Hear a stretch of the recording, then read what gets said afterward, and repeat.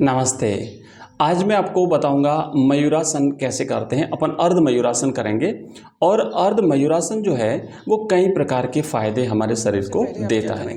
तो अर्ध मयूरासन दोनों पाँवों को आगे की तरफ फैला देंगे और फिर बैठेंगे पद्मासन में। ठीक है, इस तरीके से आप पद्मासन में बैठ जाइएगा।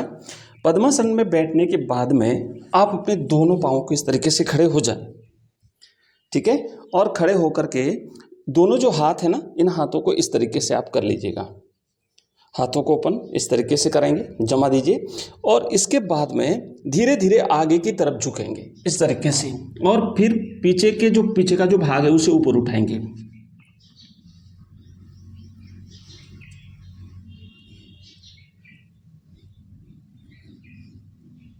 इसे कहते हैं अर्ध मयूरासन।